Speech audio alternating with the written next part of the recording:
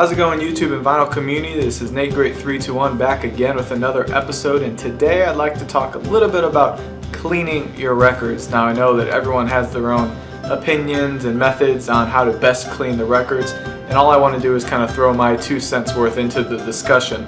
I'd like to do 2 things in this video. The first would be to explain some of the methods that I've used in the past, maybe some of the pros and the cons of each different method for those kind of getting into record collector. Maybe you're looking for a different way to clean your records. I just want to give you a couple options, things that I've used in the past. The second thing I'd like to do in this video is to show my own DIY solution that I personally used for quite some time, and if you had to ask me, it would be the method that I would recommend to the budget conscious record collector, someone who's maybe just starting or doesn't want to spend a ton of money. This method, in my opinion, is more effective than something like a spin clean, and it can be had for probably less than half the cost. So stay tuned for that towards the end. If you just want to skip ahead to that, I'll leave a timestamp right here to let you know when to skip ahead to if you just want to see the DIY method. But if you want to hear my opinion on some other cleaning solutions, you can stay tuned to the rest of this video right now. Now, if you're new to records, or if you're still kind of on the fence about whether you need to get a cleaning solution or use some kind of wet cleaning method, in my opinion, the answer is yes. Whether you're buying used records, new records, whatever it is, I think a wet cleaning method is preferable. You need to use at least some sort of method. Even new records at pressing plants can be kind of dirty and dusty, grimy. So just buying them new doesn't necessarily guarantee that you're getting a fresh, totally clean record. So it definitely benefits your stylus, it benefits the longevity of your records, and the overall sort of musical quality, I guess, that you're getting. You want to get the best quality you can from the records you have and the equipment you have, and cleaning your records is one of the easiest, most cost-effective ways to make your setup sound better. When I got my first turntable and a couple of new records right when I was starting, the first cleaning option I bought was the RCA disc washer brush. This is a very popular cleaning option. Things like this have been around since at least the 60s or 70s. So it's something that people have used for a long time, cleaning records. A lot of people still use it. You know, it's better than nothing for sure. If you don't have anything and this is all that's available to you, I'd still recommend getting something like this. I used it for maybe a couple months, but I did find it a little bit lacking. The general premise behind it is it's just a velvet brush on the wooden handle. You wet the kind of leading edge of the brush, do a couple rotations with that, and then a couple rotations with the trailing edge, which is dry, which basically wets and then picks up the solution and the dirt and dust and things like that along with it. I found it wasn't really a deep cleaning solution. It got a lot of the surface dust and dirt off, but it didn't really do much to get into the grooves. You got a lot of water and sort of solution into the grooves, but the drying method didn't really pull it out. So I ended up that my stylus ended up sort of carving a lot of that stuff out of there, as sort of wet gunk, which some people, you know, think that's an effective method, but I don't really want my stylus doing that kind of work. And even then, it just sort of, it didn't dry very effectively, and I think it left it with a bit of like a hazy sort of finish when it dried. So to me, it wasn't the best solution. So I only used that for a couple months, but you know, as a first solution, it's not bad. It's a pretty common option, to be honest with you. After a little bit of time with the disc washer, I was left wanting something a little more substantial, and what I eventually settled on was the ubiquitous budget choice, which is the Spin Clean record cleaner. A lot of people use it, a lot of people recommend it.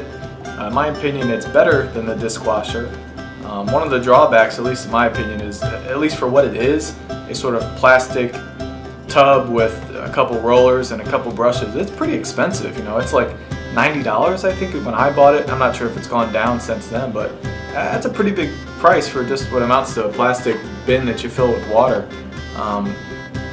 I think that if you're buying this and you tend to buy a lot of records at a time, let's say you constantly come home with 20 or 30 records at a time, or you save records and don't clean them right away and they sort of pile up and you like to clean them kind of all in one go, this is a great quick option to do that. This is going to very quickly clean a lot of records. However, the way I collect, I tend to buy maybe 1 or 2 at a time here and there, and I want to clean them right away and play them, you know, the day that I buy them. So for me, this ended up being a little bit wasteful. You end up spending a lot of money buying solution, because this does use a proprietary solution that they say is designed for the system. You know, whether that's true or not, I don't know, but they could just be wanting you to buy their own solution. But for only cleaning one or two at a time, it seemed very wasteful with the water and the solution. So and that's one of the drawbacks to it. Now, there's a ton of videos out there on YouTube on how to use a spin clean and how it works, so I'm not really going to get too into that. The one thing I will say is that the main drawback of this was a similar one I had with the dishwasher, is that I don't think it was as deep cleaning of a solution as I would have liked. It tends to scrub away surface dust and get rid of that, and you can definitely see it. The sort of grime settles in the bottom of the basin, so you definitely see the results of that, but I feel like it still left a lot in the grooves, and I noticed gunk building up on the stylus. The records didn't necessarily dry as well as I would have liked. So again, I spent a little bit of time with this, but unfortunately again I was left wanting something a little better. Now what I currently use to clean my records is what's behind me over here, the Okinoki record cleaning machine. Definitely something that's a little bit more of an investment than most of the budget options. It's something you have to save up towards, something that I've had to save up towards, and only recently, within the last couple months, ended up using a little Christmas money as well as some money I'd saved up to finally take the plunge and get one of these vacuum-based machines. It's something I've had my eye on for a while, and I've been very satisfied with this thing. I've probably been more satisfied with this just right out of the gate than any other of the previous solutions that I've shown. The only drawback I'll say about this is that I think the combination of the suction and these sort of felt pads that are on the actual suction tube tends to introduce a little bit of static onto the records, because I let them, after I clean them on this, I let them air dry a little longer on a rack kind of on my table, and I've noticed that there's sometimes dust and little things clinging to it after that, but that's not a big deal. You can clean that off with the static brush pretty easily. But the records sound very clean, they sound very quiet coming off this thing. Fantastic. It really does a service to your records, especially if you're buying a lot of used, dirty records. And I think you're really going to realize how much grime and dirt is in your records the first time you have to empty one of these machines out. You know, after you clean maybe 30 or 40 records, the reservoir that's on here with all the used water from the records you've cleaned, you got to empty that out. And so once you see the actual water and all the dirt and kind of muck that's in your vinyl right there in front of you, I think, to me, that at least justifies the cost, and that shows that it's really doing a great job. And I don't see myself upgrading from this for quite some time. I'm very satisfied with the Okinoki for now. Now, I've mentioned the three kind of commercial products that I've used that were designed to clean records, and obviously I've settled on the Okinoki and really like it.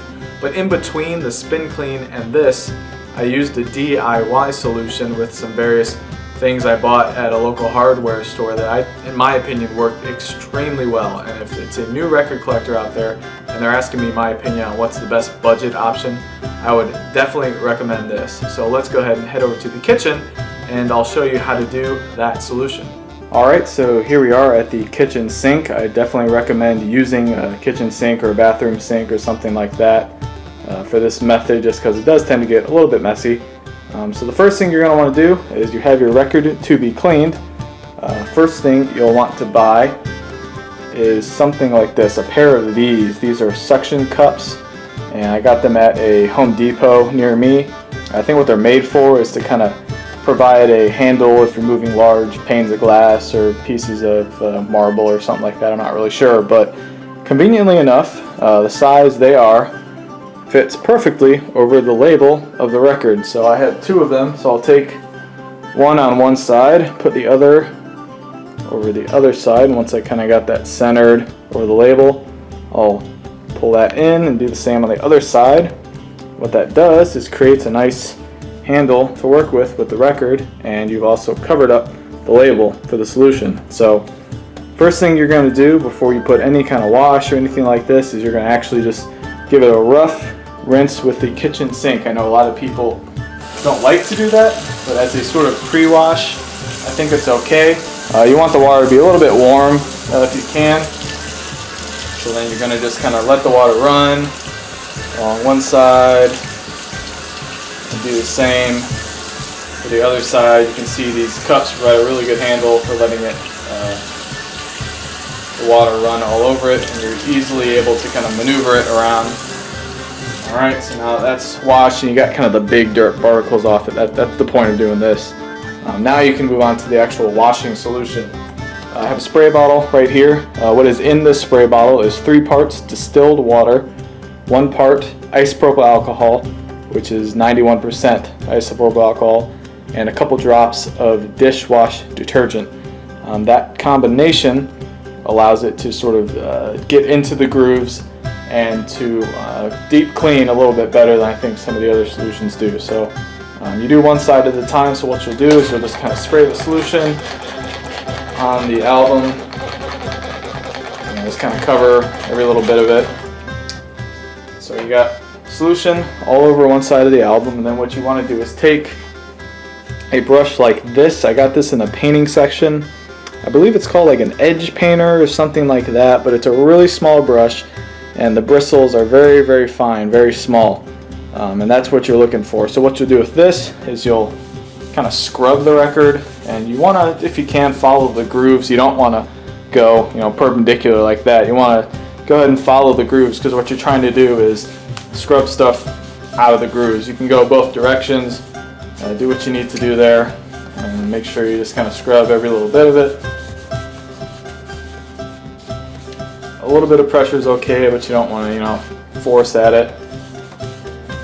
Okay, so now that's relatively good, I think. And so once you've scrubbed that, let that sit for a second, and then what you want to do, while I reach off screen here, is have something like this. This is a pressure sprayer, normally used for like I guess home gardening, something like that, for pesticide or whatever you're using this. But all I did is I filled this with just distilled water, and what it allows you to do is have a sort of pressurized spray of water. And this is what I really like about this method, is that not only do you scrub and deep clean into the grooves, but this pressurized distilled water spray really allows you to wash away a lot of that gunk that's on there and ensure that it's not just kind of sitting and drying on the record, but you're really getting it off. So do a nice job, cover the entire record so you don't see any of the solution on there. Let that dry off for a little bit, and then you're going to do the same thing on the other side. And then after you're done with the whole thing, what I like to do is I take a microfiber towel and I will sort of dry the whole thing. Make sure both sides are dry, kind of get in the middle there and make sure both sides are okay, not too bad. I'm going to let it air dry as well after this, so you don't need to get 100% bone dry here. So just get enough to dry off like that. And then you're going to take the suction cups off. Can be a little tricky sometimes, you do 2 and usually one of them likes to come off pretty easily. Sometimes the other one you need to coerce a little bit. That one wasn't too bad. And so that's it. Sometimes you'll see there's a little bit of water kind of left over where the edge of the cups were. You can take your towel and kind of dry off those areas if you want. Being careful not to, touch the record, still handle it by the edge and the label. Okay, get a handle on that one. Sorry, trying to hold it and keep it on screen here. Okay, so that's relatively dry, so I'll go ahead and let that dry on the drying rack. Some people like to let it dry overnight. I usually let it go, I don't know, half hour, an hour, depending how dirty it was or how wet it was. So pretty easy solution. Hope you guys enjoy that. I like to give credit for that to a user on Reddit, Gotham County Sheriff. He's the one who I first read that from and then started using it, and I used it for quite a while and really have found it to be pretty successful. So if you guys enjoy that method or use something similar, or if you have other DIY methods, feel free to share it, put a video response, put it in the comments, whatever you want. So thanks for watching, and this is Nate Gray 321 signing out.